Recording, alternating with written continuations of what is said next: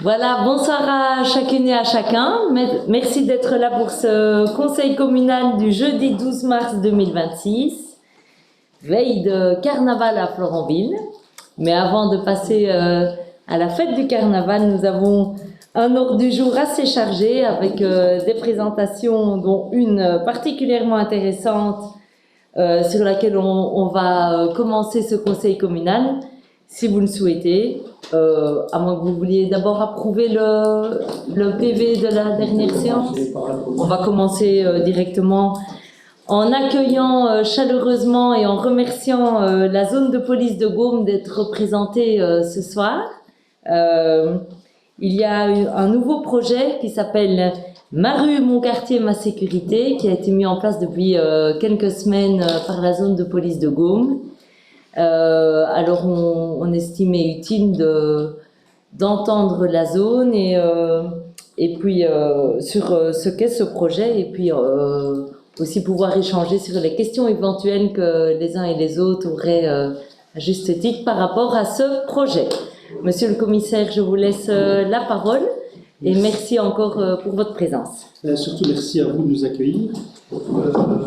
Donc il faut parler vers le micro et on fait un petit signe au monsieur. Je ne suis pas venu seul, je ne suis pas venu avec la cavalerie, mais c'est presque ça. Et donc certains collègues qui travaillent cette nuit, n'ayant pas de connaissance du projet, nous font le plaisir de nous rejoindre, je les remercie. Et je présente le projet avec Elodie Arnould. En fait, je suis le porte-parole avec elle d'un groupe de travail interne multidisciplinaire qui a un peu réuni toutes les forces vives au sein de la zone. On s'est réunis depuis quelques mois. Ça, on a démarré le projet début février. Oui, mais la préparation au mois de septembre de l'année passée. Et donc, pourquoi ce projet? En fait, on avait déjà initié un premier projet un peu similaire qui s'appelait On flash aussi dans ma rue, un projet qui connaît un certain succès, puisqu'à l'heure actuelle, on a plus de 1000 demandes cette semaine-ci, ici, avec une présentation qu'on a fait de ce projet sur RTL ici la semaine passée. C'était on l'a présenté vendredi à la presse et ça a été repris au JT RTL le mardi 10 mars. On a pas mal de demandes qui tournent. Et le projet Ma rue, mon quartier, ma sécurité, RQS, c'est un peu finalement la transposition de ce projet, sauf que celui-ci, il est peut-être encore un peu plus ambitieux que l'autre, puisqu'il est directement intégré dans notre banque de données. Alors, au niveau des missions de la police, les missions de la police par rapport à, je dirais, le fonds de commerce de la police locale, c'est l'article 3 de la loi sur la police intégrée, c'est de s'occuper des problèmes des gens. Et donc des problèmes, je dirais, dans la communauté. Et évidemment, d'y apporter une solution. Cet article, évidemment, est très important. Et donc, ce projet cale véritablement avec cet article de loi, article fondateur de la loi sur la police intégrée, et veut recentrer un peu le débat autour, je dirais, de 3 grands axes. On a bien sûr nos autorités, le bourgmestre, l'autorité de police administrative, le corps de droit, l'autorité de police judiciaire, c'est, je dirais, notre première sphère de travail. La deuxième sphère de travail, c'est évidemment le citoyen, qui doit redevenir quelque part un acteur, qui doit être au cœur, je dirais, du projet. Et notre troisième boule, la troisième entité, si je puis dire, toutes ces entités s'interpénétrant, c'est la police. Et la police, évidemment, ce qui conditionne le fonctionnement de la police, évidemment, c'est la déontologie, c'est aussi nos valeurs. Et donc, les valeurs de la ZP Gaume donc, sont floquées sur tous nos véhicules.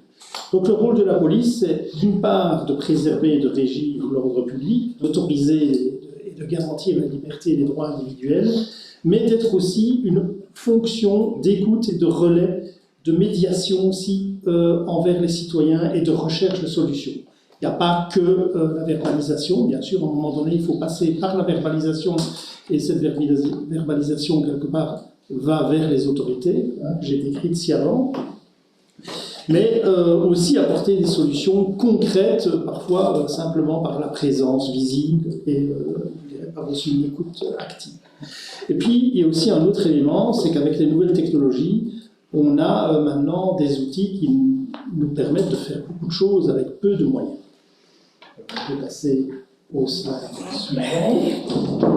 Il faut savoir que je dirais, ce projet est mieux décrit encore dans la lettre de mission du chef de zone qui a été présentée au conseil de police ici fin de l'année passée. Et dans cette lettre de mission, un des éléments essentiels consistait, si je puis dire, à se réaffirmer, se repositionner par rapport à la proximité et à l'ancrage local, et notamment de renforcer le lien police-citoyen par une présence visible, accessible et j'ajouterais aussi concrète. Le deuxième élément, c'était d'être plus réactif, c'est-à-dire de garantir des interventions rapides, adaptées, grâce à évidemment toute une série d'outils qu'on peut mettre à la disposition des forces vives de la police et aussi des formations qui doivent être prises, et une meilleure prévention, et notamment une meilleure prévention par rapport à toute une série d'incivilités en collaboration avec les acteurs locaux. Ça, c'était la lettre de mission, et le projet, bien sûr, est fortement orienté vers cet élément. Création de réseaux locaux. On a un PLP qui vient de naître ici à Chantemel. On en a un autre qui a été créé, qui a été mis sur les fonds baptismaux il y a déjà une bonne année à Aide-Belmont. Voilà, s'il y a des réseaux locaux qui veulent se créer, nous les soutenons. Essayer de détecter au plus proche, je dirais, dès la survenance, les problèmes locaux, les conflits, les dégradations, enfin, toutes les nuisances qui peuvent surgir. Et si on voit à un moment donné une certaine récurrence dans ces problèmes, de faire remonter ces informations en interne pour qu'il y ait une prise en compte adaptée. Parce que, bon, on a des problèmes isolés, d'une part, on a la relation police-citoyen, parfois c'est des problèmes individuels, mais si on s'aperçoit qu'on a des épidémies, des choses comme ça, il faut faire remonter ces informations en interne, d'où l'importance que ce projet ait une traçabilité, c'est-à-dire que dès le début, il soit encodé dans notre banque, dans notre système de fonctionnement des banques de données, pour qu'on puisse en assurer la traçabilité. Et alors, il faut savoir aussi que les doléances citoyennes arrivaient par toutes sortes de canaux différents, et donc l'idée, avec les outils informatiques que nous disposons, on peut en faire un cadastre, et on peut essayer de faire, je dirais, tomber tout ça dans un entonnoir, et de pouvoir assurer un traitement efficace de tout. C'est l'essentiel, c'est de prendre tous les problèmes. Maintenant, il y a aussi des problèmes qui n'en sont pas. On a des gens qui se plaignent pour rien. Et donc, je continue le projet, je cède la parole à Yves. Alors, notre projet qui s'intitule « Ma rue, mon quartier, ma sécurité » vise à recueillir les doléances et les besoins des citoyens afin d'y apporter une solution.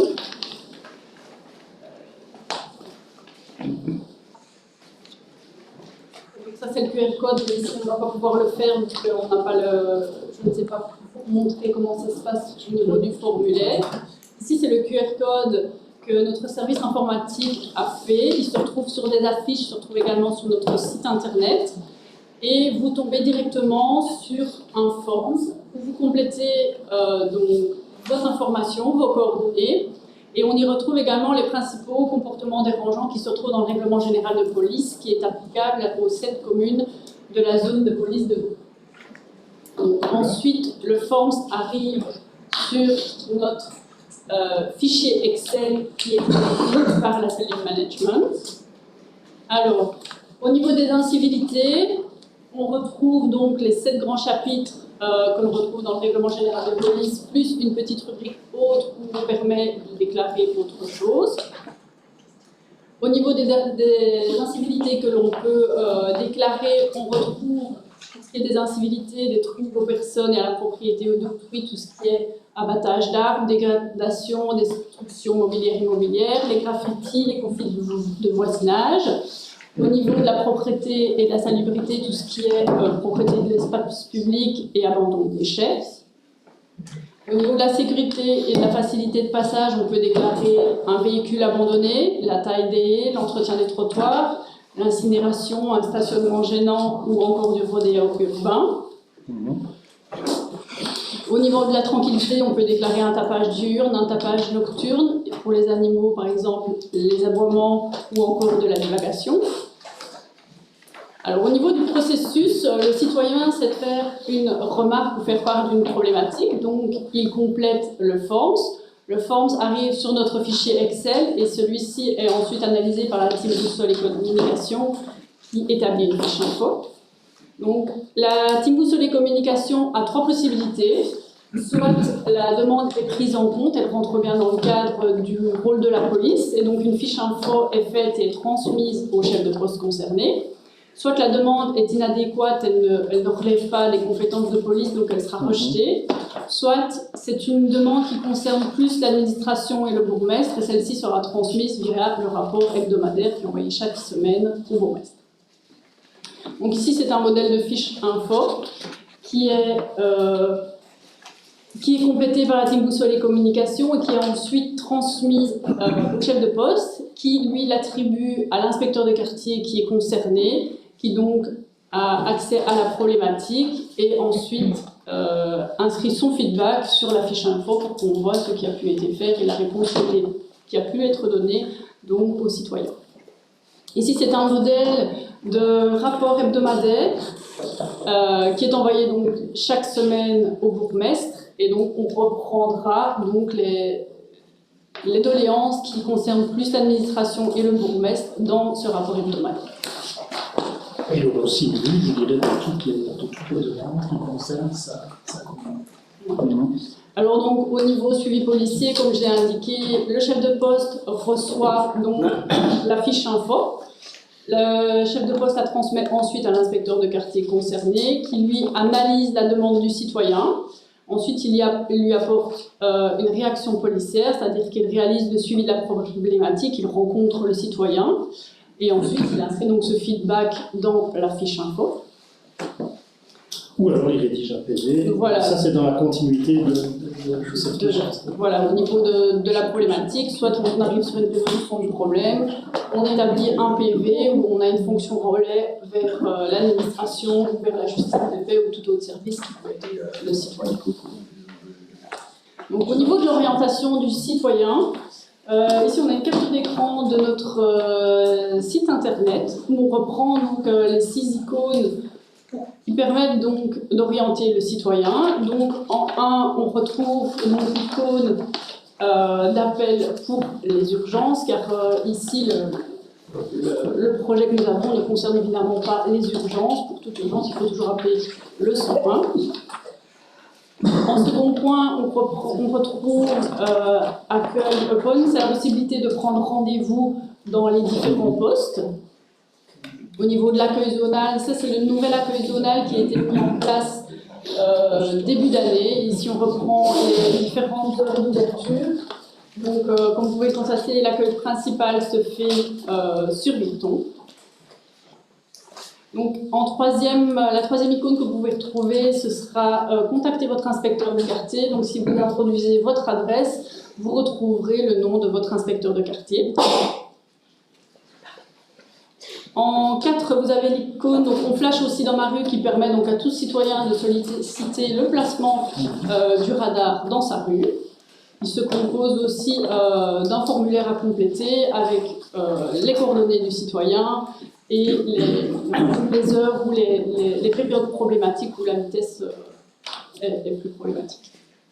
Vous avez également l'icône police veille où vous pouvez solliciter le passage d'un service de police lorsque vous partez en vacances. Et également donc l'icône pour notre projet Ma rue, mon quartier, ma sécurité. Donc le projet, les buts poursuivis par notre projet sont l'amélioration du contact citoyen-inspecteur de quartier avec un moyen de communication moderne. Il a pour but également de recueillir les problématiques et enfin d'y apporter une solution, être proactif par rapport aux problèmes locaux et également impliquer le citoyen à l'amélioration de la vie dans son quartier. Alors au niveau de la communication, on a décidé de créer une identité visuelle et donc nous avons créé plusieurs logos.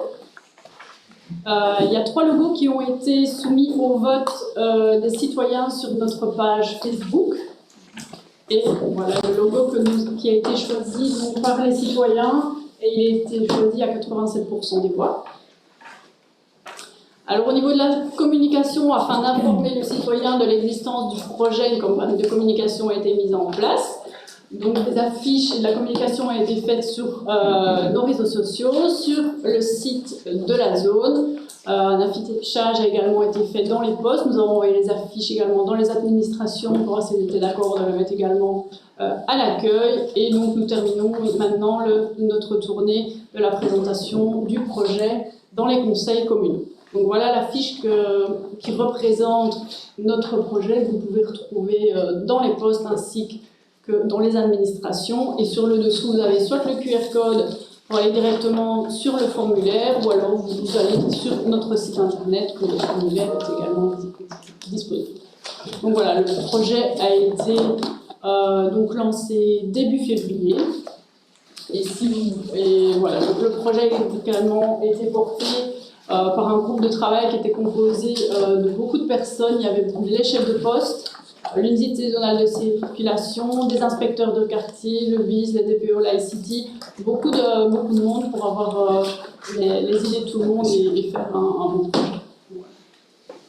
Merci Elodie. Donc en fait ici, comme vous avez pu le constater, on veut aussi donner la possibilité aux gens de cocher une rubrique autre.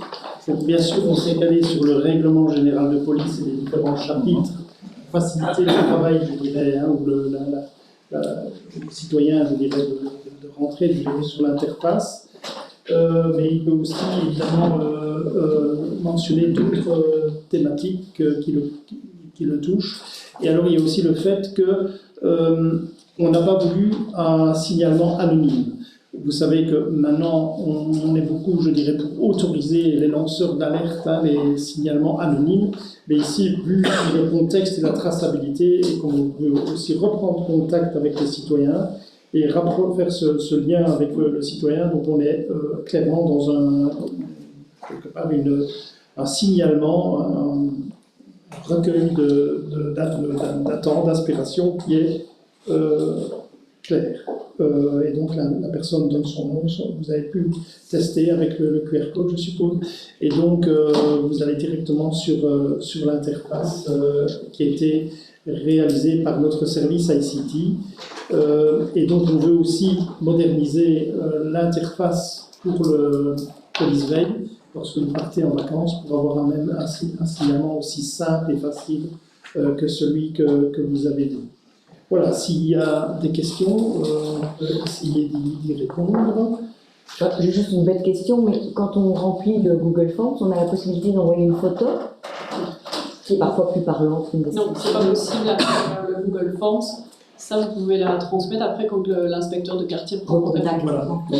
Maintenant, la loi Antigone permet quand même, je dirais, au niveau de sanctions administratives, de s'appuyer sur des photos qui seraient prises par des citoyens, mais ça doit se faire dans le cadre du contact qui doit être objectivé par l'inspecteur de quartier. Oui. Ça ne peut pas se faire, je dirais, de manière... Oui, c'était plus pour bien voir l'incivilité qui est décrite.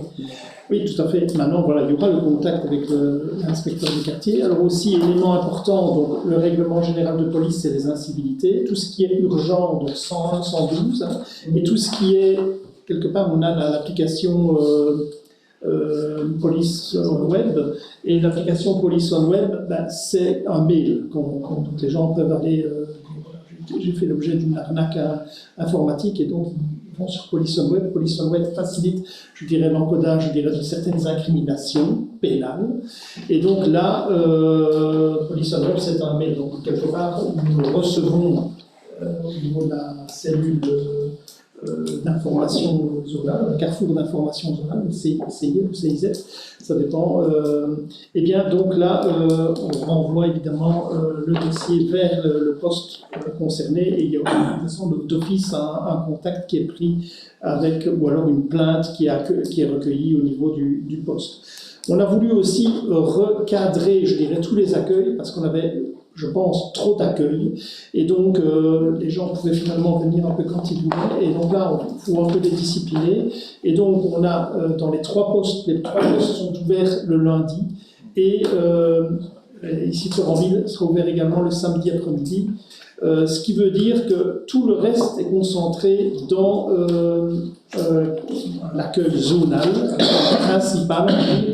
Et ça permet quand même de regagner de la capacité, parce que voilà, on ne sait pas cloner les policiers, on ne sait pas, à un moment donné, la charge de travail est là. Il a fallu remettre de l'ordre aussi au niveau de l'accueil téléphonique. Et donc, tout ça mis bout à bout fait qu'on regagne un peu de capacité. On développe aussi des applications plus pointues, je dirais encore, notamment au niveau, on est en projet pour essayer d'avoir, je dirais, un soutien à l'inspecteur pour tout ce qui est recueil de plaintes, avec notamment l'intelligence artificielle, pour autant qu'elle soit bien utilisée, finalement, avec toutes les considérations, je dirais, sur la prudence et le caractère safe, je dirais, de toutes ces applications. Mais donc, pour essayer de regagner de la capacité, parce qu'on s'aperçoit que finalement, le travail augmente, mais le nombre d'effectifs n'augmente pas. Et donc ici, ça a permis quand même je dirais, ces formules, je dirais, de diminuer l'accueil, d'organiser l'accueil téléphonique autrement, a permis quand même de donner un ballon d'oxygène au niveau des inspecteurs de quartier. La volonté aussi est de, si possible, étoffer, je dirais, le dispositif des inspecteurs de quartier. Je sais que ici sur Florentville, on a un nouvel inspecteur de quartier qui est en place depuis maintenant quelques mois. Mais voilà, vraiment d'avoir suffisamment d'inspecteurs de quartier pour, bien sûr, qu'ils soient, je dirais, les porteurs de ce projet. Voilà. Moi, j'avais une petite question par rapport à l'analyse de la demande du sol. Donc, on est dans un principe de fonction de tri. Est-ce que vous générez une réponse quant au premier suivi après l'analyse ? C'est-à-dire, est-ce que vous faites une réponse pour dire que c'est transmis au bourgmestre, une réponse pour dire que la demande est inadéquate sur base d'une première analyse, ou si c'est transmis au poste de police? Pardon. Oui, un accusé de réception. S'il vous plaît. Madame, question. Donc c'est un accusé de réception, et l'accusé de réception, si la demande est inadéquate, vient légitimer le caractère inadéquat de la demande, Oui, ou pas? C'est juste une question. C'est pour savoir si vous avez un niveau de précision, parce que évidemment si le citoyen récupère une information qui dit que la demande est inadéquate, ok, il le sait, j'imagine qu'après il peut faire un élément de suivi en appelant en essayant de contacter ou d'avoir un rendez-vous, mais je me demandais si à un moment donné il y avait un référencement. Oui, on a eu le cas justement, on a eu une demande où c'est une dame qui se plaignait qu'elle n'avait pas de lumière devant chez elle et qui mettait directement dans le document, vu que j'ai pas de réponse d'ORES ni de l'administration, je viens vers vous. Donc j'ai répondu à madame, j'ai bien accusé de votre réception, mais ce n'est pas de la compétence de la police, donc oui, ce sera transmis dans le rapport hebdomadaire, mais je vous renvoie vers l'administration, on ne sait rien faire. C'est ça. Donc il y a aussi Better Street qui existe, il y a une application qui existe. Oui, mais c'est pour ça que je demandais s'il y avait du référencement. Mais après, on est d'accord que c'est quelque chose qui peut se déployer, mais c'est la première question qui m'est venue quand j'ai vu Team Boussole. Je dis si c'est inadéquat, on sait aussi qu'à un moment donné, s'il y a une dimension citoyenne à aller exprimer quelque chose, et de manière non anonyme, et vous avez bien précisé pourquoi, il y a encore plus une envie d'avoir une réponse. Et si l'aventure c'est inadéquat, il faut faire attention au sentiment de frustration qui peut venir justement parce que vous savez comme nous que dans toutes les démarches d'intervention, entre la réelle urgence ou le sentiment d'urgence, entre la réelle nécessité ou le sentiment de nécessité, la frontière est toujours un petit peu compliquée. Oui, donc ici, on est effectivement, par rapport aux citoyens, en prise directe avec eux, donc quelque part, on peut, à un moment donné, dans le doute, plutôt dire, voilà, il vaudrait mieux que l'inspecteur de quartier aille se rendre compte sur place, et donc, quelque part, ça fait aussi partie, je dirais de donner la parole à Fabien derrière moi qui pourra encore mieux expliquer comment ça se passe. Il faut évidemment faire preuve de beaucoup de psychologie, même quand on répond aux gens. Il y a la manière, je dirais, de répondre aussi. Et il y a aussi, quelque part, toute une série de gens qui sont manifestement à côté de la plaque. Et donc, il faut aussi parfois leur dire, écoutez, non, c'est pas. Et donc, voilà, on est un peu dans ce créneau-là. C'est pas simple. Maintenant, ici, c'est un projet innovant, quelque part. On fait une évaluation tous les 3 mois. Et donc, on verra ce que ça donne. Est-ce qu'il faudra fermer la rubrique autres. Pour l'heure, ce n'est pas le cas. On a une cinquantaine de demandes depuis début février. Certains retours des inspecteurs de quartier sont évidemment très bons pour dire ben voilà, ça me permet, moi, de faire une tournée différente, d'aller dans d'autres lieux, je dirais de rencontrer d'autres personnes. Donc là, il y a quand même un changement de prisme de vue qui est positif. Et on verra ce que ça va donner. Maintenant, il y a aussi évidemment les autres canaux. Et je reviens avec les trois boules du départ, autorité judiciaire, autorité administrative. Parfois, à un moment donné, il faut un rapport vers l'autorité administrative, il faut un rapport vers le procureur du roi. Et donc, à un moment donné, les autorités devront prendre leurs responsabilités par rapport à certains faits qui sont peut-être pas de notre ressort, qui nécessitent une approche combinée. On a par exemple certaines incriminations qui ont la double casquette, le tapage nocturne par exemple, qui est une infraction pénale et qui est, je me dépêche de le dire parce qu'avec le nouveau code pénal, je pense que le tapage nocturne ne sera plus dans le code pénal, mais bon voilà, qui ont la double casquette et on a un certain nombre de faits qui concernent l'autorité administrative au premier chef.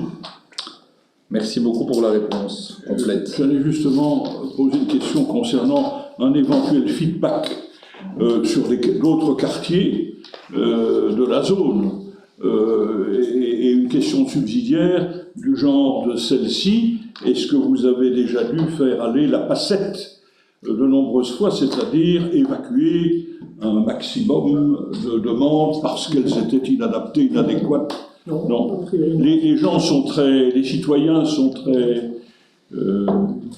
ils ne se disent pas tiens, voilà l'occasion d'en découdre avec mon voisin pour une affaire qui dure depuis 30 ans. J'imagine que le fait de devoir donner son identité aide aussi à ce que la nature de la demande soit un peu plus adéquate. Mais bon, voilà, on peut l'espérer. Pour l'instant, ça. Même pendant la crise du Covid, bon, on n'a pas fait la chasse. Donc, quelque part, on était dans une approche nuancée. Voilà, à un moment donné, on comprend bien que quelque part, le confinement était très difficile à vivre pour certains. Donc, on avait une approche qui est quand même tout à fait nuancée. Maintenant, on n'a jamais essayé de faire du chiffre, quelque part. Et donc, il faut tout le temps privilégier aussi, quelque part, cette qualité de relation avec la population. Mais ici, on n'a pas du tout ça. On n'a pas rencontré ça dans les 50 demandes que nous avons reçues. Alors, vous avez aussi parlé d'un rapport hebdomadaire, là, il y a un petit exemple. Donc, je suppose que ce rapport hebdomadaire, même si je ne suis plus en fonction, ce rapport, Madame la Bourgmestre, ce rapport hebdomadaire est beaucoup plus étayé que les points sur lesquels l'administration communale pourrait être compétente exclusivement. Je suppose. Parce que quand je vois ici, il est interdit de consommer des boissons alcoolisées, etc., etc. Est-ce qu'il ne faut pas dresser directement procès verbal? Je n'en sais rien. Ça, c'était un exemple qui a été repris avant la prise de fonction du projet. Oui. Donc, c'est un ancien exemple pour... Ah, d'accord, ok, ça va. Mais on peut dire aussi que à un moment donné, le rapport fait l'objet d'une optimalisation importante. Et nous travaillons avec un outil informatique qui est extrêmement puissant, c'est-à-dire que tous les matins, toutes les fiches info de la zone sont balayées par un système expert et elles sont inventoriées. Nous avons une gazette qui est publiée tous les jours. Toutes les entités de la zone, tous les membres du personnel de la zone reçoivent, je dirais, ce monitoring au niveau de la zone.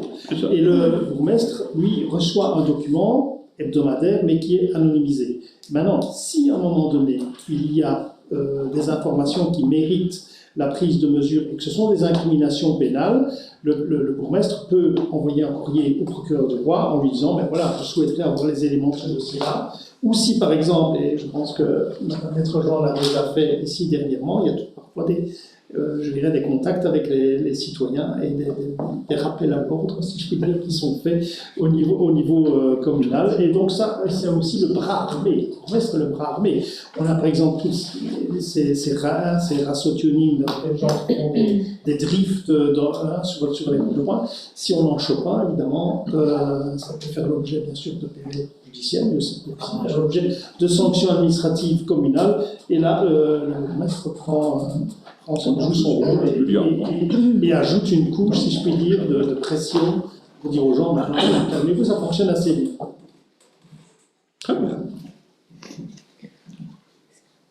J'aurais une question. Vas-y. En termes d'incivilité, donc dans la catégorie autres, quels sont les autres types de faits? On n'a pas eu, Il y a pas- pour le moment, là j'ai pas d'exemple, on a vraiment... Tous les problèmes entre voisins, les choses comme D'accord. ça. Et donc dans les 50 situations, alors c'était plutôt quel type de fait? Ben, il y avait de vitesse Beaucoup excessive. du stationnement gênant. Enfin, un chien, des aboiements de chiens aussi, on a beaucoup pour le moment. Mais rien de Tapage plus. diurne, tapage nocturne, excrément. Ouais. Mais dans autres, non, je pense pas que. Voilà, On a peut-être eu un ou deux, mais. Ok. Est-ce qu'il y a d'autres questions? Non, mais Alors, une évaluation a été évoquée et donc ce serait évidemment extrêmement intéressant qu'on puisse bénéficier aussi en tant que conseiller de cette évaluation en fonction à déterminer ce qui vous semblera la périodicité la plus adaptée pour avoir suffisamment d'informations et quelques statistiques un petit peu. Donc à vous de déterminer par rapport à ça quelle est la meilleure période pour qu'on puisse recevoir Début mai, on fera après une présentation au collège de l'évaluation. Et rien n'empêche qu'on communique un petit rapport. Oui, sous la forme d'un rapport, et si après vous estimez que c'est utile d'avoir à nouveau un petit échange avec les quelques statistiques globales, pourquoi pas, mais c'est aussi la présidente de séance, Madame Lemoine, qui dit vas-y, et puis j'interviens. Moi, juste une petite question, c'est pas réellement sur le projet, qui est pour le coup, je trouve que c'est vraiment intéressant. Par rapport aux heures d'ouverture du poste, je me posais la question, si un touriste, par exemple, un mercredi est victime d'un vol à Florentville, est-ce qu'il peut quand même être accueilli au poste par l'équipe, la permanence mobile, ou est-ce que pour le coup, il est obligé d'aller à Virton? Ça, c'est ma crainte, parce qu'en saison, il y a quand même du monde, et les touristes ne vont pas faire une demi-heure de route ou 40 minutes s'ils sont à Sainte-Cécile. Oui. Et ça, c'est un peu Là aussi, le bémol de... Même si je comprends la réorganisation, vous l'avez expliqué dans oui, votre... on voit toutes les banques aussi. Maintenant, pour avoir un humain, c'est parfois pas évident. Ouais, voilà. Maintenant, il y a toujours des humains qui sont là. Maintenant, voilà, à un moment donné, moi, il n'y a pas de problème. Donc, on peut ouvrir partout et tout le temps. Maintenant, ça a un coût et ça génère aussi une charge. Parce que les équipes de permanence mobile, donc presque nous avons une couverture de 2 équipes de permanence mobile H24. Il y a maintenant une capacité parfois est relativement tendue et donc les collègues parfois ils doivent travailler qu'une seule équipe qui est sur tout le territoire, cette commune, 40 000 habitants. Bon, quand on voit dans les grands centres urbains, parfois il y a 10-12 équipes pour une population qui n'est pas 10 fois supérieure. Hein. Et donc, la volonté quand même est de maintenir un dispositif d'intervention et de sécurisation, et donc les équipes de permanence mobile, quelque part, sont engagées pour assurer cette sécurisation. Il est clair que l'avenir, je dirais, avec la création de l'hôtel de police, nous aurons un dispositif qui permettra d'accueillir les gens tout à fait correctement, et nous allons élargir vraisemblablement la plage d'accueil. Maintenant, si on a des touristes qui viennent, là, donc ce sera lors de la création, l'hôtel de police sera, je l'espère, terminé à l'été 2027. Nous aurons 6 locaux d'audition, nous aurons un service accueil, nous pourrons élargir, je dirais, la plage d'accueil des plaignants. Si maintenant on est confronté à des faits graves, là, il est clair que les permanences mobiles peuvent intervenir et interviendront directement, par exemple un viol, des faits comme judiciaires. Là, il y aura toujours une réponse immédiate. Maintenant, un vol, enfin voilà, si on a un vol dans une tente, on a volé, je ne sais pas quoi, un portefeuille, etc. Là, il est clair qu'on n'est pas, je dirais, dans une situation qui nécessite la prise de mesures urgentes. Donc, a priori, ce n'est pas le rôle de la permanence mobile, et donc je pense qu'elle doit absolument être, je dirais, concentrée et focalisée sur les interventions urgentes. On en a de l'ordre de 20 à 25 interventions dispatchées urgentes par jour. Donc, voilà, et parfois des kilomètres, des déplacements, etc. Et aussi une charge émotionnelle qui est là, et des écritures qui doivent être faites, des avis au parquet. Donc il y a quand même un travail qui est très important, qui est rédigé, qui est réalisé au quotidien par les membres personnels, et il fallait absolument remettre de l'ordre dans les accueils. Maintenant, avec cet accueil que nous avons créé au niveau de la zone de police, on va essayer de professionnaliser l'accueil, d'avoir des gens qui ne font plus que de l'accueil, c'est déjà très important de faire l'accueil, mais d'avoir cette fonctionnalité accueil qui est plus professionnelle, et donc de pouvoir alors concentrer cet accueil sur Virton. Maintenant, on maintiendra toujours des heures d'ouverture dans les trois postes, dans les deux postes Étal et Florentville, que je vais dire secondaires. Il y aura toujours un accueil qui sera fait de l'ordre de 1 à 2 jours par semaine. Là aussi, on a un groupe de travail qui se réunit et qui évalue. Et donc, je dirais les retours que nous avons ici par rapport à cette nouvelle formule de l'accueil sont très enthousiastes. Il y a un certain nombre de difficultés aussi qui apparaissent, c'est-à-dire qu'il est vrai qu'un certain nombre de membres du personnel, parce que si on a un accueil qui est à Virton, ben on a des gens de Florentville qui vont à l'accueil à Virton, et ça, c'est parfois un peu compliqué, et donc, une nouvelle manière de travailler, etc. Et donc, avec ce pool d'accueil qui sera plus professionnalisé, qui ne fera plus que l'accueil, on aura plus. Donc pour l'heure, on est encore dans une phase un peu de transition avec des gens d'Étal et de Florentville qui vont sur Virton pour l'accueil, mais quand on va professionnaliser l'accueil, on n'a plus ce problème. Et alors il y a parfois les suites d'enquête, et donc les suites d'enquête, parfois, on a un accueil qui est fait à Virton, et donc ça reviendra quand même pour la suite d'enquête, soit à l'inspecteur de quartier, soit alors on va essayer de mettre en place ici sur Florentville aussi, un apostilleur, quelqu'un qui peut un peu déblayer, si je puis dire, toute cette masse de travail. Parfois, il faut juste prendre 4 lignes de déclaration, et donc ça pourrait être un travail qui est fait par aussi un membre du... Donc on va effectivement vers une division du travail, qui est, je dirais, il y a une dizaine d'années, en gros, même moins, c'était tout le monde fait tout, mais on sent bien que le code de la route, vous voyez, le code pénal, enfin, toutes ces matières deviennent éminemment complexes, donc on sent quand même la nécessité d'avoir une certaine division du travail, même si, quelque part, les inspecteurs qui font l'intervention se retrouvent aussi parfois en service d'ordre, comme ce soit. Ceux qui font l'intervention se retrouvent parfois aussi dans des enquêtes, des perquisitions, comme la semaine passée à Chigny, on a démantelé un gros trafic de cocaïne, cannabis, etc. Donc voilà, les policiers de la zone Gaume, c'est vrai qu'on n'est pas comme dans les grandes villes où on tire la Kalachnikov, mais ils sont confrontés quotidiennement à un panel de situations qu'ils doivent gérer correctement. Et donc voilà, on devra à un moment donné faire des choix. Et juste pour avoir les causes du problème, il vous manque du personnel parce que le cadre qui est prévu n'est pas suffisant ou parce qu'en plus le cadre n'est pas rempli? Le cadre, le TO de la zone est à 100. Budgétairement parlant, Camille sait de quoi je parle. C'est la quadrature du cercle. Vous savez que les finances publiques ne sont pas mirobolantes. Et donc voilà. Maintenant, il est clair qu'on doit absolument évoluer. Donc l'effectif de la zone atteindra en principe les 90, pas en 2027, mais en 2028-2029, nous serons 90 opérationnels. Ici, au niveau budgétaire, pour la zone de police, en 2026, nous avons budgété 87 policiers. Et on a envoyé 4 policiers à l'académie. Malheureusement, sur les 4 qu'on a envoyés à l'académie, il n'y en a aucun qui reçoit. Ils ont tous raté. Voilà. Donc ça, c'est aussi la difficulté qu'on a, je dirais, de recruter, alors que ça faisait 1 an qu'ils étaient à l'académie. Un membre du personnel qui était évidemment prometteur, il a décidé d'aller au chemin de fer luxembourgeois. Une autre, ça n'a pas du tout été, son stage n'a pas été bon, donc quelque part, voilà. Et il y en a un qui a arrêté parce qu'il sa copine préférait qu'il soit policier. Enfin bref, et donc on a toute une série de situations où on espérait les avoir, ils ne sont pas prêts. Donc ça, malheureusement, le système n'est pas prêt. Ok.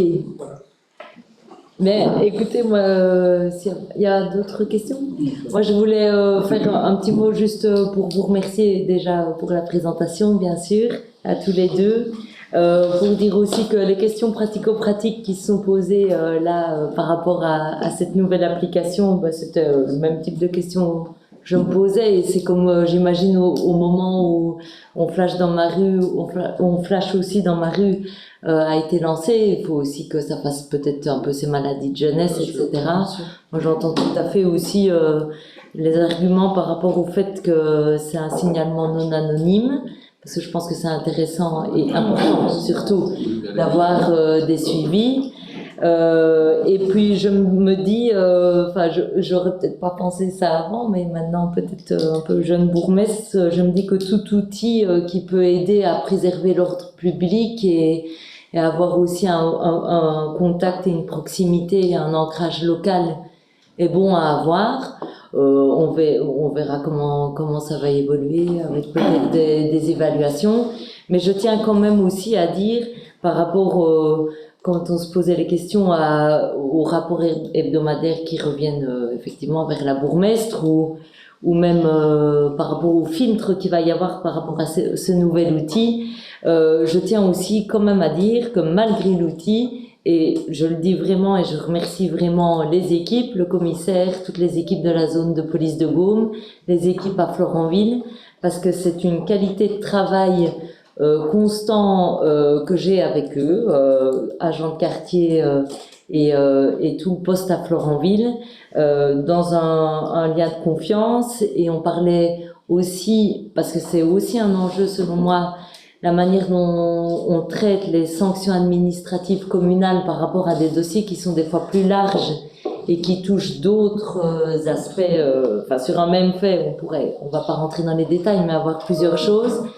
Je trouve que je me permets de le dire, j'ai toujours été écoutée par rapport à mes questionnements par rapport à tout ça, et surtout conseillée. Et je pense que, outre l'outil nouveau qui est mis à disposition, c'est important aussi qu'on garde cette communication et cette relation de confiance qui est là. Et donc merci à tous et merci pour cette présentation. Merci beaucoup. Merci beaucoup. Et alors on va vous libérer, ou vous pouvez rester avec nous pour la suite du conseil, avec plaisir d'ailleurs. C'est le carnaval dont je veux. Ah oui, oui, non, restez avec nous. Les acquis vont profiter.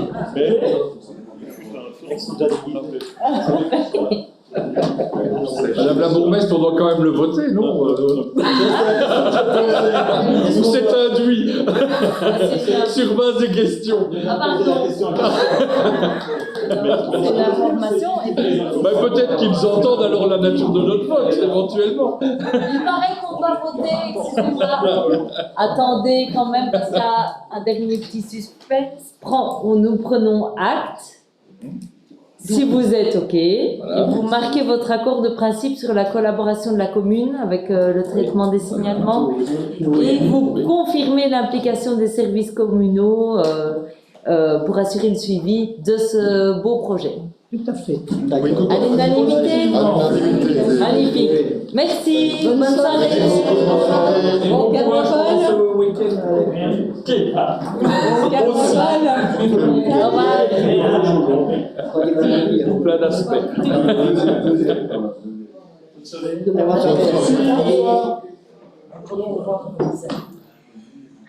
Avis du choix. Voilà. Je pense que c'était quand même intéressant une fois aussi. Très intéressant, très bien. Alors, avant de continuer l'ordre du jour, je tiens à excusez-moi de ne pas l'avoir fait dès l'entame, Madame Nathalie Lejeune et Monsieur Dorian Simon. Et puis, nous pouvons maintenant continuer l'ordre du jour directement avec l'approbation du PV de la séance du Conseil du 19 février. Pas de remarques, c'est OK. Alors, le point 3. L'application de l'article 60, prise en charge de frais de déplacement aidés. Donc là, il s'agit d'une facture de frais de déplacement aidés qui couvre novembre et décembre 2025. Alors, on a reçu la facture tardivement. Donc, les frais de déplacement étaient évidemment dans le budget 2026, mais pas en exercice antérieur 2025. Donc, on l'ajoutera à la MB1. Et la hauteur du montant est incroyable. Donc,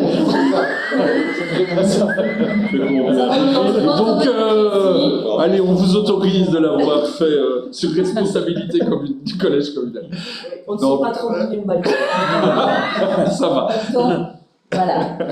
Alors, pour le point 4 et la convention de concession pour le cercle Saint-Jean-Goulf, qui est lié à un point de communication juste après, il y a un petit avenant.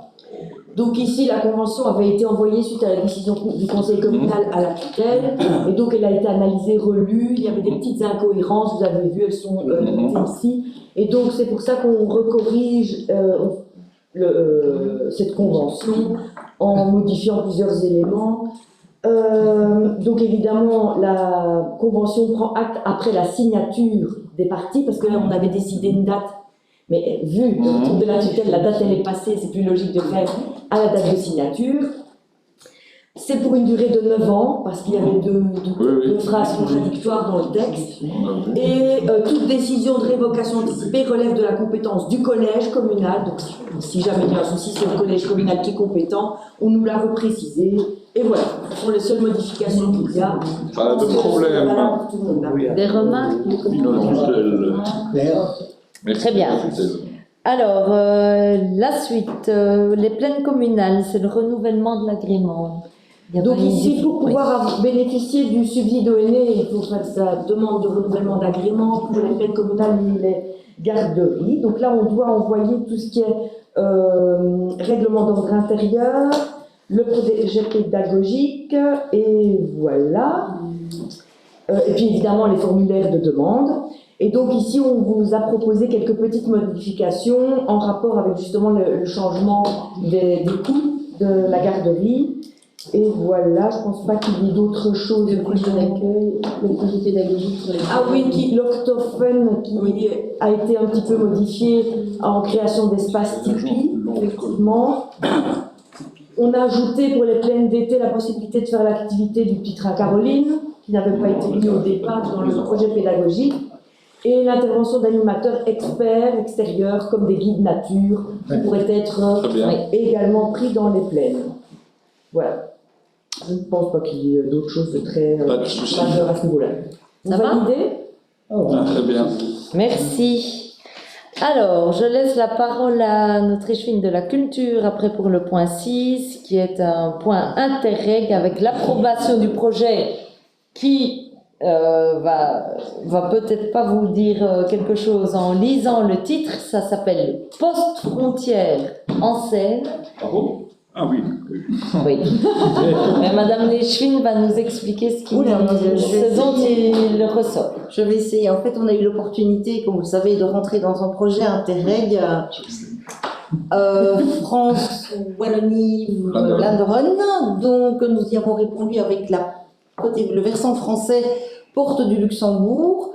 C'est un projet qui est donc transfrontalier, qui porte sur la culture, le patrimoine et bien évidemment le tourisme, entre, comme je vous l'ai dit, la ville de Florenville et les portes du Luxembourg.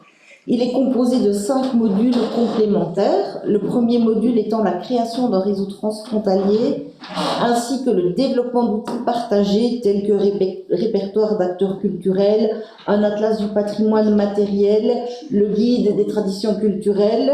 Le deuxième volet est la création de résidences artistiques avec la mise en valeur de travail qui est réalisé lors de résidences, qui est les points pris en troisième point, qui est une résidence, l'organisation de résidences artistiques avec 3 appels à projets, donc 3 résidences d'artistes qui seront l'occasion d'intervenir entre autres au niveau du milieu scolaire, de chaque côté de la frontière, tant fatalement les écoles françaises que chez nous. La quatrième, qui est l'organisation d'un festival itinérant qui aura lieu, lui, dans des endroits patrimoniaux, tant de nouveau côté français que belge. Et le point qui nous intéresse rudement ici sur Florenville, qui est effectivement la création d'une salle de spectacle à l'espace Trintler, avec une jauge de 200 places. Donc voilà, ce qui est quand même pas mal. Le montant du projet total est d'1 672 525 € et 60 centimes, qui est financé par le FEDER, la région Wallonne, la ville de Florenville. Pour la ville de Florenville, c'est un montant de 500 000 pour l'infrastructure, donc pour la partie travaux, 76 000 pour de l'équipement, 35 000 pour un auteur de projet, et il y a aussi 60 000 € de budgété pour de l'assistanat à maîtrise d'ouvrage. C'est du luxe. Donc voilà, je ne sais pas si vous avez des questions complémentaires. Je pense que ça vaut vraiment. C'était l'opportunité que tout le monde attendait. On ne va pas se leurrer. Hein. Oui, c'est voilà. très clair. Bon, évidemment, je ne peux que me réjouir de voir ce dossier arriver sur la table du conseil communal avec une validation de l'Interreg.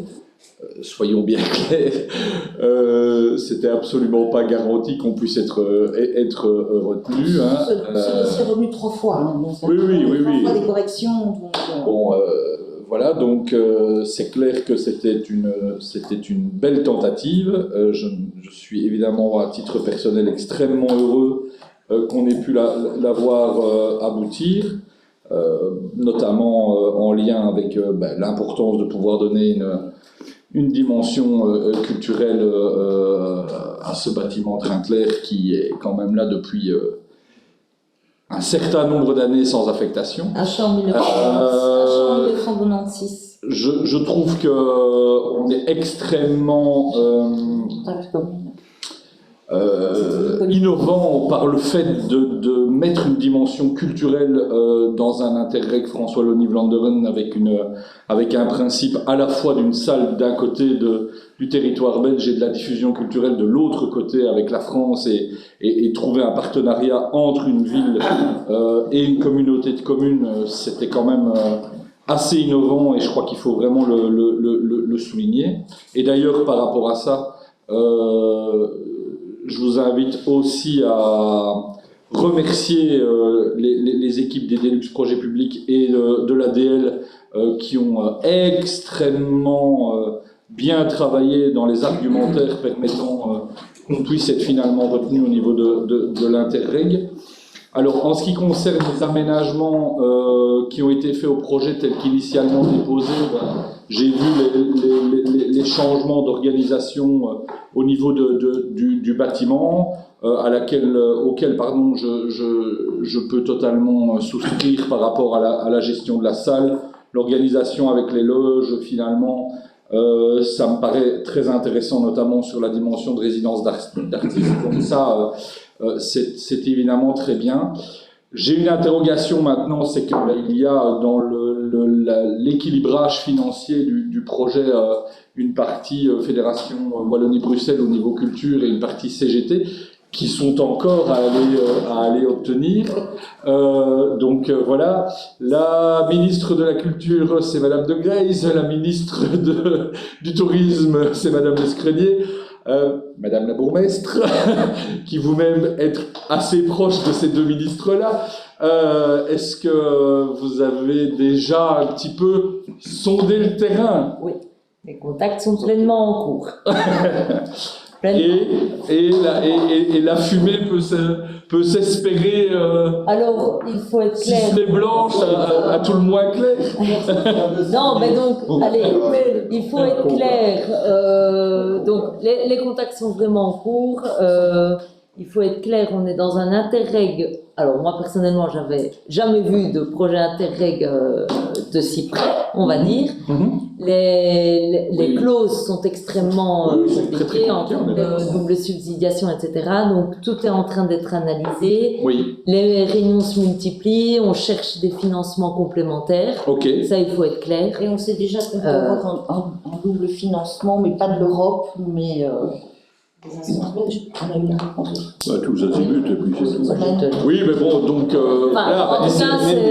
c'est une des conditions à la possibilité de pouvoir réaliser le projet, puisque à l'époque, on avait été dans un principe où on s'était dit qu'on phaserait le bâtiment avec la partie Interreg qu'on aurait pu mettre et puis un petit complément de la partie culturelle, notamment pour le gradin, etc., en sachant qu'on pouvait aller sur de la petite infra culturelle et pas sur de la grosse infra. Là, maintenant, les montants qui sont concernés, bah, c'est de la grosse infra en matière de subsides culturels, donc c'est clair qu'il va falloir argumenter.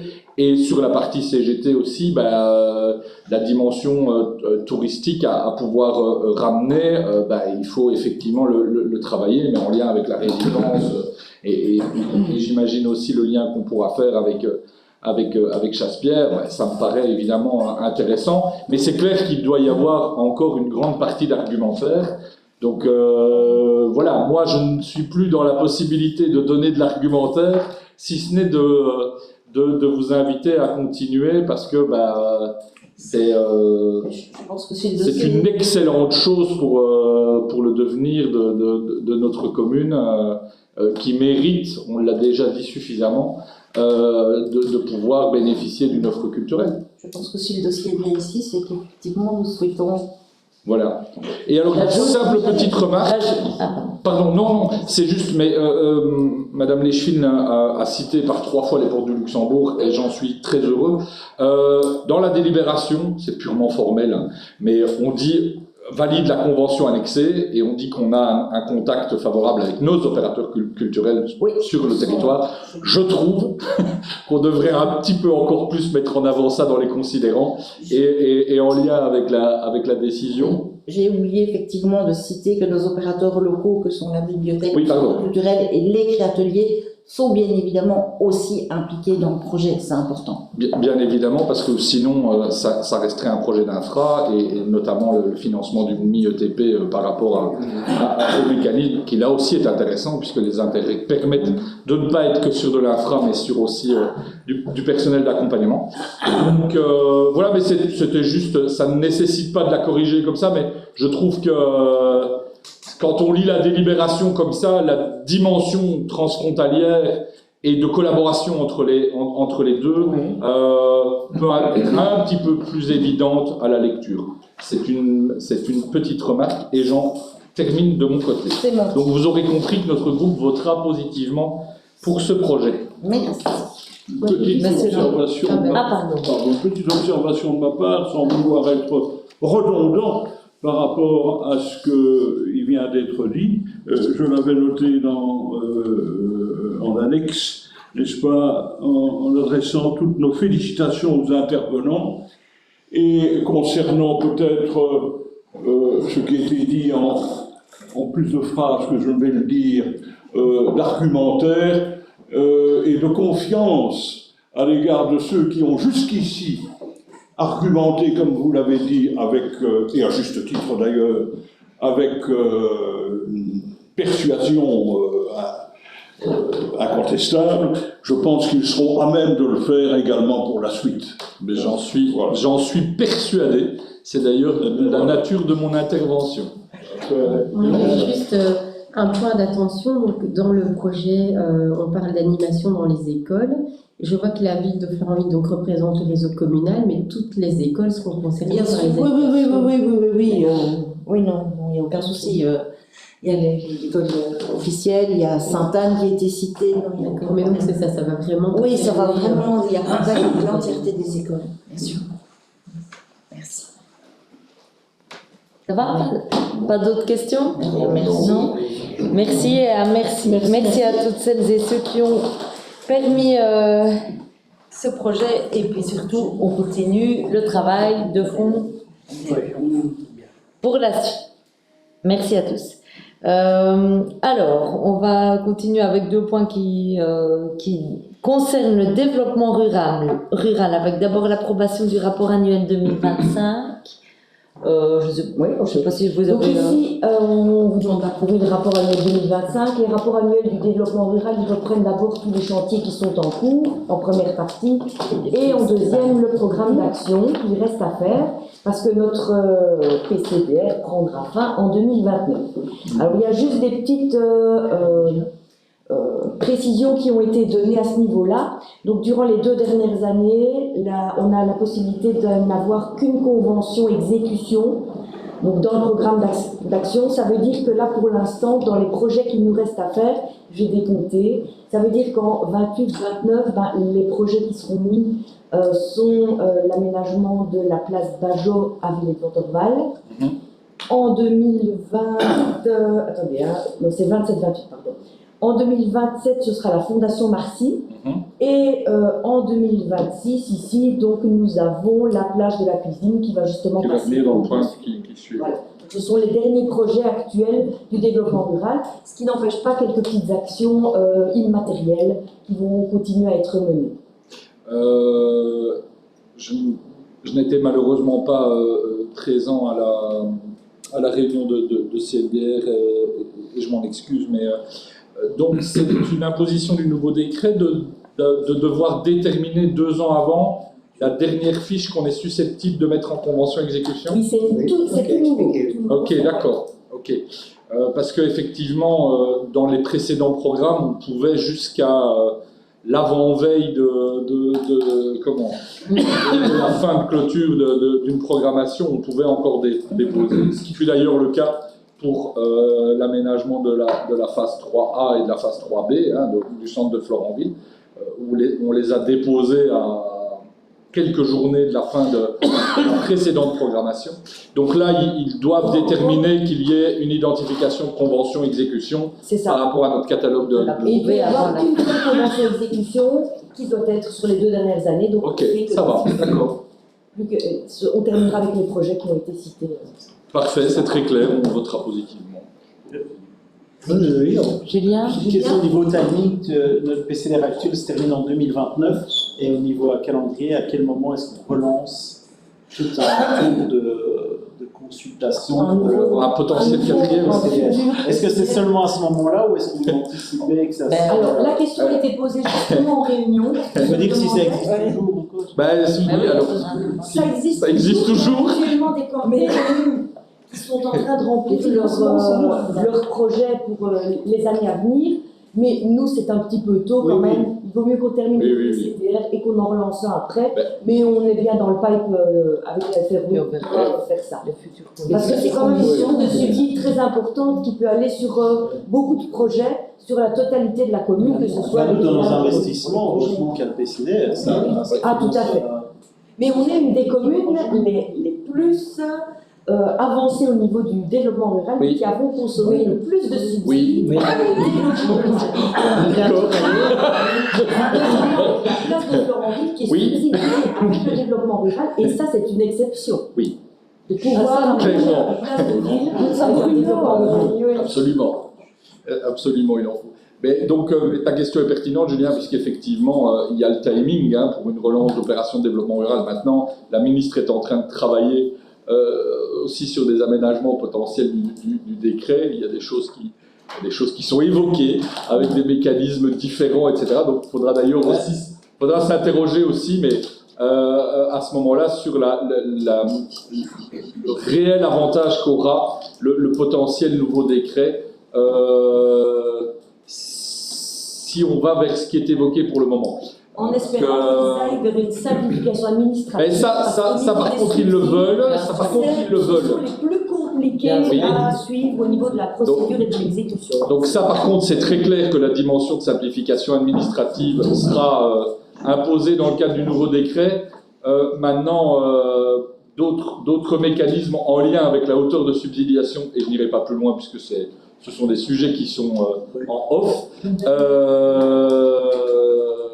amènera quand même, mais par contre la procédure en elle-même, elle prendra quand même à peu près une grosse année, avec les consultations qu'on doit faire. S'ils peuvent en plus réformer... Une grosse année, c'est rien. On est d'accord. S'ils peuvent réformer cette procédure qui est lourde et qui avant d'arriver dans le concret, on perd la plupart des citoyens. Parce que c'est très lourd. Ben bien sûr. Et on passe son temps à tourner autour du pot. Et à un moment donné, les gens, 1 réunion, 2 réunions, 3 réunions, ils partent. Et finalement, tu te retrouves avec 1 ou 2 citoyens hyper motivés par village quand tu as de la chance, avec des villages où il n'y a plus personne. Et c'est à cause de ce mécanisme qui est réellement c'est beaucoup trop long. Les gens viennent pour parler concret et on leur fait jouer avec des post-it, Mais c'est des un marqueurs, vrai enfant. faire des ateliers, Oui. on les prend un peu pour des imbéciles. Mettre des gommettes, À un de moment couleurs. donné, et puis les gens viennent à une seconde réunion, puis après, puis au revoir et merci. Il y a- On est d'accord. Là, il y a matière à réformer aussi. Mais, Mais ça a été bien communiqué, tu sais. parce que, Bien sûr. Après, j'entends tes remarques, Julien, mais ça reste quand même le seul mécanisme de consultation citoyenne en matière d'implication, mais la d'importance. Non, mais sur des grands montants. la consultation, C'est ça que je me permets de dire aussi. C'est super. Oui, mais je suis d'accord. Mais sur il la faut le faire à cause de la loi. La façon dont Oui, ils mettent en place totalement. la forme, c'est catastrophique. Là-dessus, on est totalement alignés et pour avoir vécu ça avec la mise en place d'une nouvelle programmation, voilà. On ne tranchera pas dans le bassinet Voilà. quand même. Hein. Ah ben, de toute façon, on n'a pas le choix. C'est pareil, hein. C'est évident, mais on doit essayer de garder les citoyens avec nous dans toute la. Je suppose que vous approuvez le. On digresse un peu, mais oui. Non, mais non, c'est quand même des remarques qui sont évidemment pertinentes et intéressantes à faire remonter, ce que nous ne manquons pas de faire. Alors, pour la zone de baignade de la cuisine, du coup, Donc ici, aussi. en fait, c'est le point qui fait que nous avons conseil Voilà. communal aujourd'hui, Oui, parce c'est que ça. nous devons déposer le projet On avait compris. Donc, On a vu les timings. Oui. C'est ça. donc ici, c'est un projet qui, normalement, aurait dû être déposé en même temps que la zone de convivialité de Oui. Martué. Voilà, même si les deux projets ont été scindés, seulement il a mis un peu plus de temps parce qu'au départ, le projet qui est sorti était totalement hors budget. Oui. Donc il a fallu arbitrer Voter. drastiquement la proposition qui était faite. Et c'est comme ça qu'ici, on a une zone de baignade qui a été identifiée, dans laquelle on a enlevé certaines fonctions qui avaient été mises dans le tout premier projet. Or, si jamais vous avez la projection de la zone de baignade qui est juste derrière vous, alors ce qui est important de savoir dans ce projet-là, c'est que la zone de baignade, elle a été divisée en deux parties. Là, pour l'instant, vous voyez la partie qui est juste derrière l'hôtel à côté de l'école. Voilà. C'est un aménagement sur lequel vous avez une zone de convivialité avec deux terrains de pétanque, des assises pour permettre aux gens de regarder les gens jouer au pétanque, et toute une partie de zone de jeu pour enfants. Tous les accès sont réfléchis pour être PMR. Donc c'est pour ça que vous voyez des longs accès, c'est pour avoir des pentes douces, parce que si vous allez parfois à la cuisine, vous devez vous rendre compte qu'on est sur des dénivelés parfois un petit peu importants. Ça reste très nature, parce que lorsque nous avons rencontré le comité villageois de la cuisine, que ce soit lors du développement rural ou lors de la rencontre avec le syndicat d'initiative, il était vraiment primordial pour eux de laisser la beauté naturelle de la plage de la cuisine. Donc voilà, c'est pas plus mal, ça nous convient bien. Alors tu peux passer à la slide suivante. Et donc dans la slide suivante, on voit un petit peu moins, mais voilà, c'est l'aménagement du débarcadère. C'est donc un débarcadère et pas un embarcadère, comme actuellement, mais qui va permettre aux véhicules de pouvoir faire demi-tour à cet endroit, parce que c'est très dangereux pour les camions avec les kayaks de faire l'allée, de retourner après sur la route régionale, sur lesquelles parfois le trafic est un petit peu dense. Donc voilà, c'est bien. Il y a également une place PMR qui a été identifiée là le long de la Smois, pour toujours dans la même chose, permettre à un PMR de pouvoir accéder au bord de Smois. Et alors, on ne le voit pas sur le plan, mais le parc national aménage les berges. Donc c'est pour ça que les berges ont été retirées de l'aménagement de la plage de la cuisine. D'ailleurs, ils sont en route, il y a déjà un premier ponton qui a été mis. J'ai pas été le voir, mais notre On va aller voir. Il a été fait un ponton. Et donc, logiquement, dans cet aménagement de bord de Smois, donc il y a un petit ponton, il y a une mise à l'eau qui est prévue et une petite échelle pour sortir. Et voilà, ce sont des aménagements aussi très nature, bois, pierre, et qui s'intègrent bien. Il y a pas mal de plantations, parce que si vous connaissez un petit peu les berges de la Smois à cet endroit-là, on a un mur en béton tout dégueulasse, très très moche. Et donc c'est pour ça qu'à cet endroit-là, il y a des plantes semi-aquatiques qui vont pouvoir être des espèces de tapis de plantes mis en place pour que ce soit plus joli et identifier plus spécifiquement les entrées à l'eau à des endroits où justement on n'aura pas besoin de mettre ces plantes. Alors cette partie-là, tout ce qui est débarcadère, embarcadère, c'est la partie qu'on espère pouvoir faire porter, faire subsidier par le CGT. Donc c'est pour ça aussi que c'est important de définir les deux zones, pour ne pas qu'il y ait double subsidiation à des endroits. Donc la première partie qu'on a vue en premier, c'est le développement rural, et cette partie-là serait portée par le CGT. Je dis serait, parce que tant qu'on n'amène pas un dossier bien concret, on n'a pas encore l'aval du CGT, donc on a... Le CGT ne se positionne que sur base de la convention, après la validation par la ministre du Développement rural sur la convention faisabilité qu'on va voter aujourd'hui. Oui. Alors le développement rural, c'est un subside à 80%, le CGT à 60%. Voilà. C'est une petite question, vous l'avez probablement évoqué, mais précisons, zone de embarquement de kayak. Là, c'est comme actuellement, c'est juste un débarquement. Il n'y a pas d'embarquement à cet endroit-là. Oui.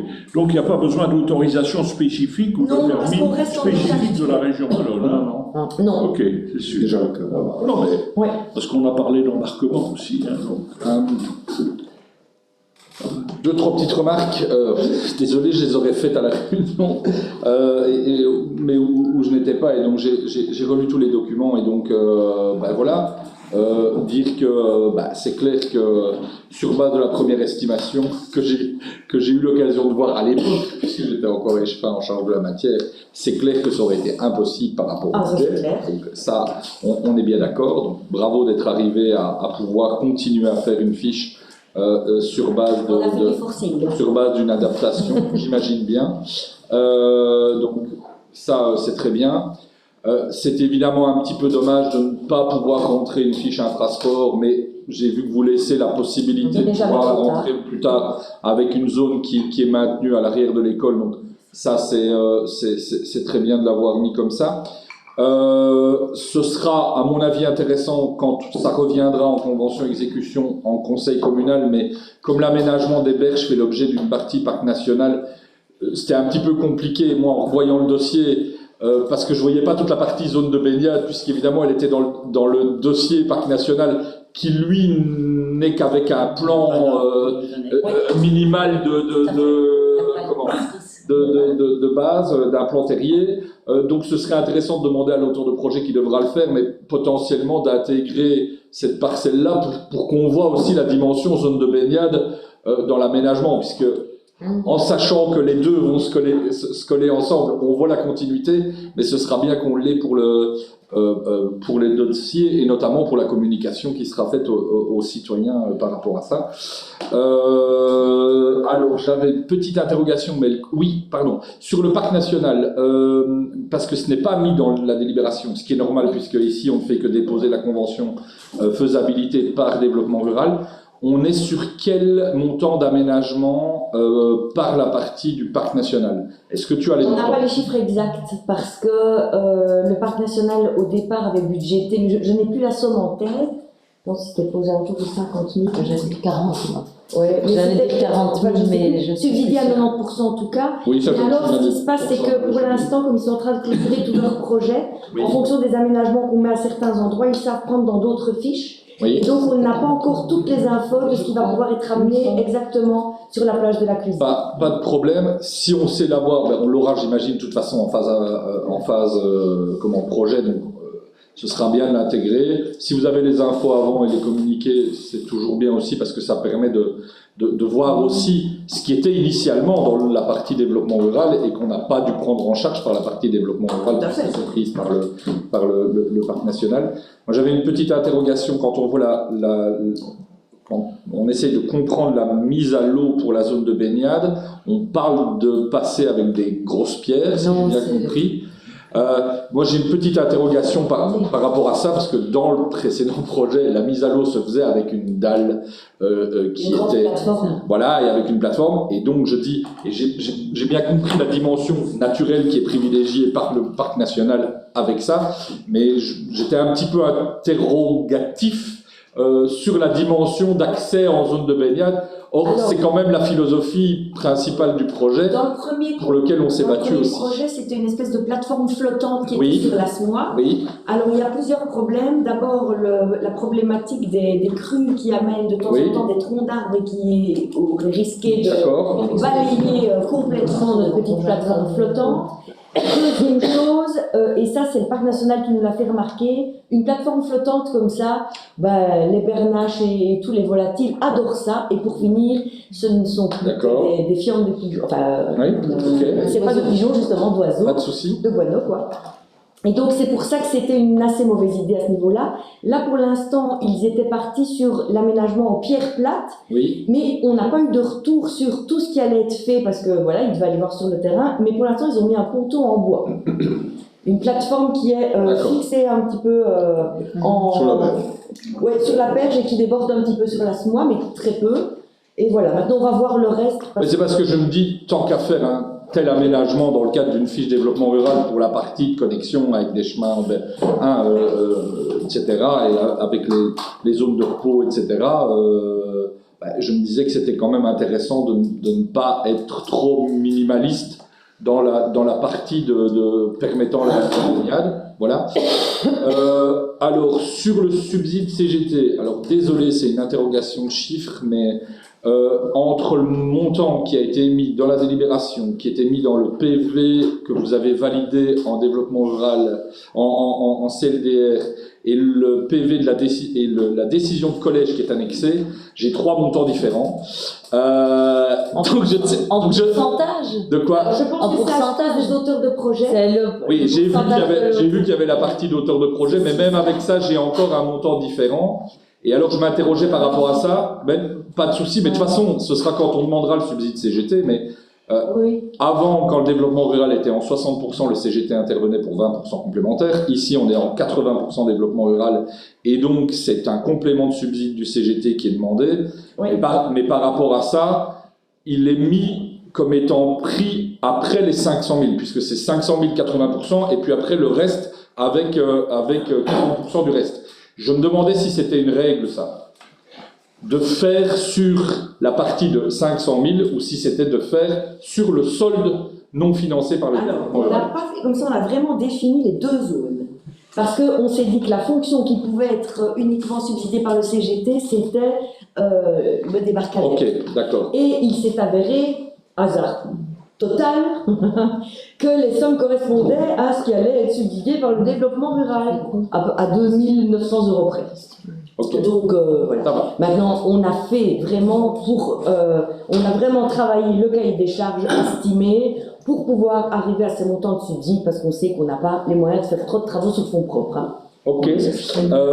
Et alors, donc, dernière question, qui est peut-être un peu technique, mais initialement, il était prévu donc, dans la descente le long de l'école, entre l'école et l'hôtel, on arrivait après sur une très très grande terrasse, hein, qui notamment coûtait très très cher dans le précédent projet, qui est transformé maintenant avec un système de giratoire, notamment pour permettre l'implantation de food trucks. Tout à fait. Je suppose que l'auteur de projet va bien se garantir qu'il y aura une possibilité que les food trucks fassent bien le tour et remontent. Oui. Parce que ça, voilà, je disais, j'ai vu que vous me parlez d'une possibilité à terme d'avoir un raccord électrique pour les food trucks là, et je me posais une question, est-ce qu'il a intégré le fait que ces food trucks auraient peut-être besoin d'une sortie d'eau sale? Parce que si c'est le cas, avec la pente, il faudra les remonter vers le centre du village. Parce qu'effectivement, c'est Ok. vraiment trop important. Donc ça veut dire qu'on limitera le type de food truck qu'on va pouvoir mettre Et même à ce la borne moment-là. électrique, on hésite beaucoup parce qu'on voit le coût mais énorme et déraisonnable de l'implantation de coffrets électriques quand on en a besoin, et on se dit que l'école est juste à côté et qu'on aurait peut-être plutôt tendance à, lorsqu'une festivité est organisée là, de tirer les câbles. Je pose aussi la question parce que à la base, l'aménagement que l'on faisait pour cette dimension-là, elle pouvait être prise en charge par le CGT au départ. Oui. C'était l'idée qu'on avait. Mais donc, comme maintenant, on va mettre l'intervention du CGT sur la partie débarcadère, à juste titre, puisque effectivement c'est une activité qui découle totalement du tourisme et donc subsidiable. Mais donc voilà, faudra être attentif avec avec ce qu'on autorisera comme type de food truck par rapport à ça, quoi. Ouais. Voilà. Désolé pour toutes les questions, mais bon, ce sont des projets qui nous tiennent à cœur. Et On a la On validé. Oui. et on valide Il y évidemment. a d'autres questions techniques? Non? Merci beaucoup. Le point suivant, je vais passer la parole à Monsieur Leschevin-Schuller pour l'amélioration du revêtement de l'accès sud du viaduc de Conques avec l'approbation des conditions de marché. Il y avait l'école avant, je pense, Madame la Présidente. Ah ben, je l'ai tout dit, j'ai passé un point, excusez-moi. Je venais de te regarder. Donc, les travaux d'extension de l'école de la cuisine, et veuillez m'excuser, Monsieur Leschevin de l'enseignement, Il n'y a pas de souci. pour l'approbation des conditions du marché. Mais comme ça, Monsieur Leschevin peut se préparer pour ça. Donc on vous demande d'approuver le cahier des charges pour la désignation d'un auteur de projet pour les travaux d'agrandissement de l'école de la cuisine, donc qui est en dispositif d'ajustement, et donc on peut bénéficier d'un subside de 469 800 € pour la création, l'agrandissement en tout cas et l'amélioration de l'école de la cuisine, et donc il est prévu la création d'un réfectoire, d'une nouvelle classe et d'un pré. Évidemment pas de problème sur le dossier, en plus il avait été introduit et validé en notification officielle le 7 octobre dernier, j'ai regardé. Oui. Je me suis quand même un petit peu, en regardant le délai, je me suis quand même un petit peu interrogé sur qu'est-ce qui a fait que ça a mis autant de temps pour mettre le dossier de marché de service ici en séance de conseil, parce que c'est un marché de service, c'est pour désigner l'auteur de projet.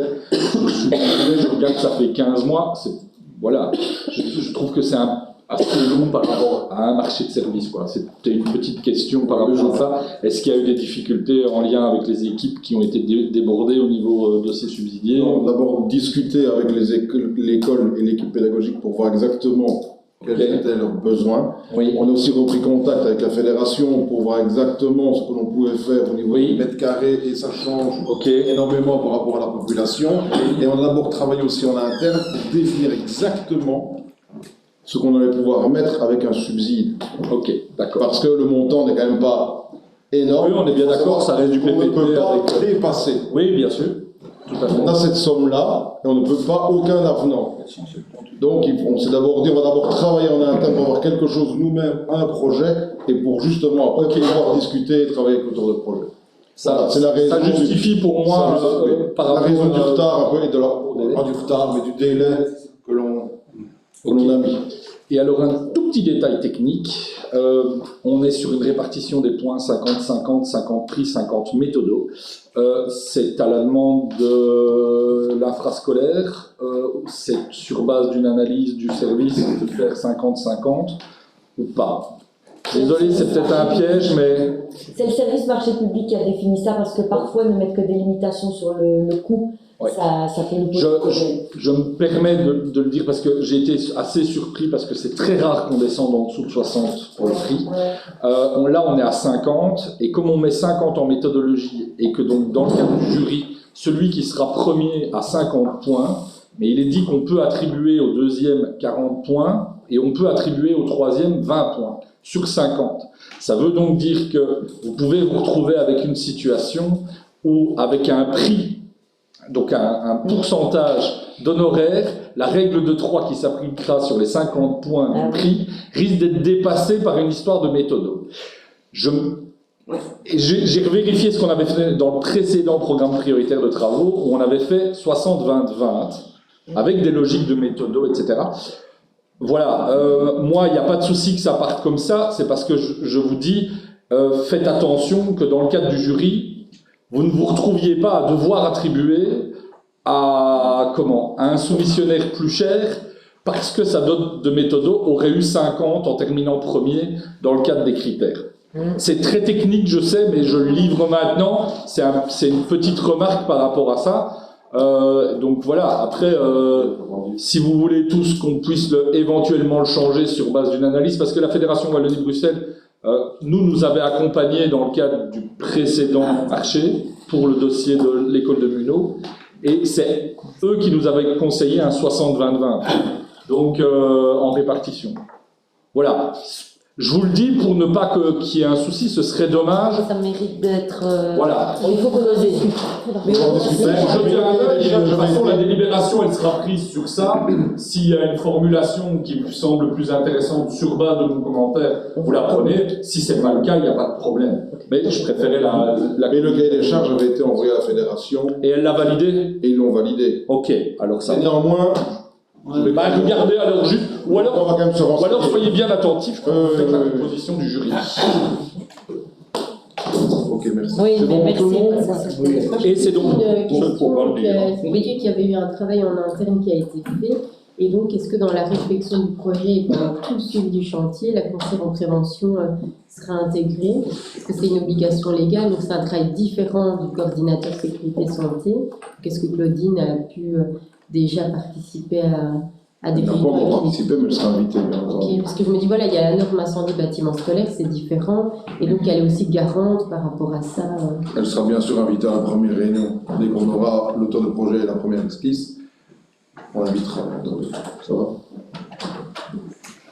Merci. Merci. Pas d'autres remarques? Non, et on valide.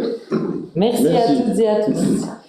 Eh bien, voilà, monsieur Deschamps, c'est à vous. Pour vous êtes prêts pour le viaduc de Conques. Donc ici, c'est la continuité du projet Ardennes Cyclo. Donc c'est la réhabilitation d'un chemin cyclable entre le viaduc de Conques et la nationale 884. Donc si vous voulez, on s'est rendu sur place avec le DNF et le SPOE. Donc le chemin existant est à droite du pont, mais fort pentu. Alors il aurait fallu l'aménager avec des chicanes et puis ralentir des vélos qui arrivent sur la route nationale. Et alors il faut quand même garder l'accès pour les exploitations forestières, donc c'était pas tellement possible. Donc on a décidé, conjointement avec le SPOE et le DNF, de recréer un accès où il y a un sentier maintenant à gauche du pont, qui serait moins pentu et beaucoup plus pratique pour les cyclistes. Donc ici, on décide d'approuver le cahier de charge.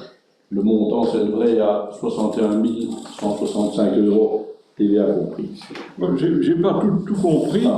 Et je me demandais si ce marché-là était intégré d'une certaine manière en remplacement de ce qui ne se fera pas dans le cadre d'Interreg, ou est-ce que c'est à charge de la commune? C'est dans le cadre du Il en fait partie. Il en fait partie. Ça n'apparaît pas. Ah oui, je rejoins Richard parce que la décision de la délibération n'évoque pas le montant des 10%. C'est évoqué dans le considérant, mais c'est pas repris dans la décision, et donc ça peut prêter à confusion. J'ai eu la même interprétation. Et il n'y a pas de souci, mais rajoutez-le. Mais c'est sûr qu'on a 90%. Oui, mais ça, c'est globalement ça. Mais je me demandais si c'était intégré ou externalisé du projet Interreg. Et les montants repris sont inférieurs à ce que vous avez mis au budget. J'ai vérifié aussi, donc c'est bon. Mais surtout qu'on est repris dans un point noir pour notre commune. Chaque commune avait un point noir ou l'autre, donc c'était bien. Oui, mais ça, sur la faisabilité, c'était dans le subvention. Que le tunnel. Oui. Oula. Aïe. 10%, ça fait l'Europe, un jour, il faudra que l'Europe mette son nez dedans. Oui, ce serait une bonne chose. Ah oui, c'est un chaînon manquant. Oui, Mais à 99%. Alors. Mais à 90%, je sais, mais 90%, je trouve pas. Pour la voie verte jusque Charleville, pour c'est un lien. Oui, tout à fait. On en avait reparlé à l'occasion d'une réunion par rapport à ce projet-là, en effet. Vous êtes d'accord? C'est bon? Oui, Merci bien. Merci. Alors, le point 11, c'est l'acquisition d'une camionnette Ben. Donc c'est un petit véhicule pour l'équipe de voirie. Donc c'est un véhicule qui pourra accueillir 3 personnes, maximum 3,5 tonnes, donc permis B suffit. Donc moteur diesel d'une cylindrée de 2 litres, maximum 2,5 litres, traction avant, benne basculante avec réhausse d'1 mètre, de plus ou moins 3 mètres de long, avec l'ouverture de 2 portes à l'arrière. une attache remorque, garantie minimum 2 ans. Là, c'est les clauses techniques. Mais savoir Voilà une chose, toutes les clauses. pas de problème. C'est de savoir, c'est un remplacement, c'est en plus, c'est quoi? C'est un remplacement d'une petite camionnette avec une remorque. Donc une camionnette qui avait une remorque, on remplace par un petit camion. Ah oui. Ben, tu sais, il y a des camionnettes qui vieillissent. Donc... Bah, puis c'est plus pratique de faire les 5 Ce serait bien de mettre une ligne de justificatif dans La décision. la libération, Le remplacement d'un véhicule. Dans les considérants. s'agissant d'un remplacement, celui, etc. Merci. Ok, ça va? Oui, ça va. Merci. Le règlement complémentaire de circulation routière pour notre chemin de la mobilité avec des panneaux C43 et C45 entre Chasse-Pierre et Sainte-Cécile. Ah bah non, pardon. Avec une invitation assez Comme ça, c'est fini. Comme ça, le point est totalement présenté. C'est entre Chasse-Pierre et Sainte-Cécile. Merci, monsieur Léchard. On passe de 90 km/h à 70 km/h. Bien. Très bien. Ah bah, j'ai pas vu de... Ça permettra de verbaliser. On a entendu. Ça permettra de... Ben, ça permettra de verbaliser. Et d'assurer la sécurité. Oui, je sais, mais il y en a qui roulent. Il y en a qui arrivent. Notamment ceux qui contournent la limite du radar de tronçon. Absolument. On est bien d'accord. Il n'y a pas de Chasse-Pierre, mais ça.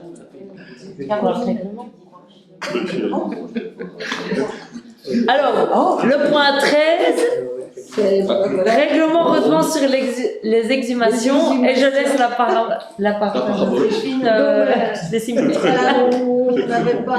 On n'avait pas passé avec toute la salle des règlements des redevances.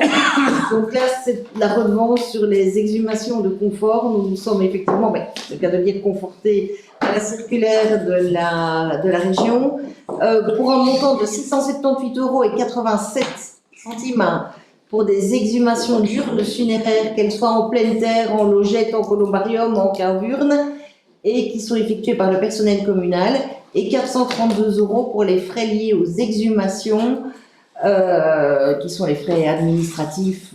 C'est tel que la circulaire nous le propose.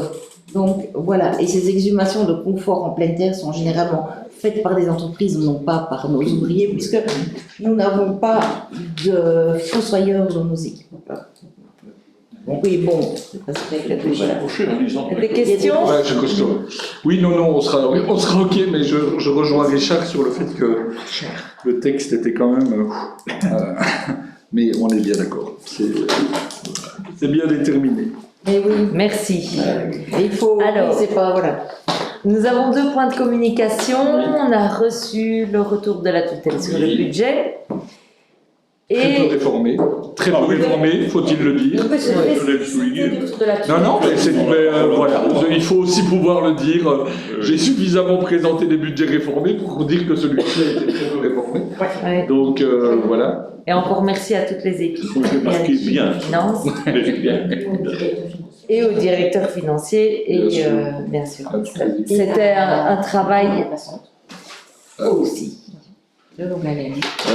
Alors, on a, ça c'est le lien. Sur le budget, enfin simplement, c'est juste à la lecture de la conclusion par le ministre où j'étais un peu surpris parce que dans l'avis du CRAC, le CRAC dit que le ratio d'endettement est respecté. Et le ministre, dans sa conclusion, dit qu'il constate que le ratio d'endettement n'est pas respecté. Et donc, et qu'il l'invite à faire, juste avant, il l'invite à faire un fonds de réserve sur potentiellement 240 000, ce qui vaut être. Enfin, voilà, à mon avis, c'est quelque chose qui met à toutes les communes, et je comprends bien, mais j'étais juste un peu surpris par ça, parce que je me dis c'est un peu bizarre, alors qu'il se base sur le rapport du CRAC, de mettre cette phrase-là. Voilà, c'est tout. Il n'y a pas de. Je me suis posé la même question et je me suis dit que c'était un copier-coller par rapport. Ben, c'est ce que je me suis dit. C'est ce que je me suis dit aussi. Et donc, soit de l'autre commune. Voilà. Mais donc, peut-être simplement s'assurer que c'est bien la lecture du crack qui est la bonne, ce qui me semble En assez tout cas, tous logique. les échanges oraux qui ont été faits ont bien établi que les normes étaient respectées. Ben oui, c'est pour ça. C'est pour ça, donc je pense que c'est un élément de copier-coller, mais c'est peut-être bien de faire repartir là. Ça a été discuté plusieurs fois justement et on était vraiment dans les normes. Parfait. Merci. Ok, merci. Et alors le point 15, c'est lié à l'autre point de tout à l'heure pour le retour de la tutelle pour la convention du Cercle Saint-Jean-Goulf. Ainsi se termine notre conseil communal et nous vous souhaitons un joyeux carnaval. Il n'y a pas de huis clos.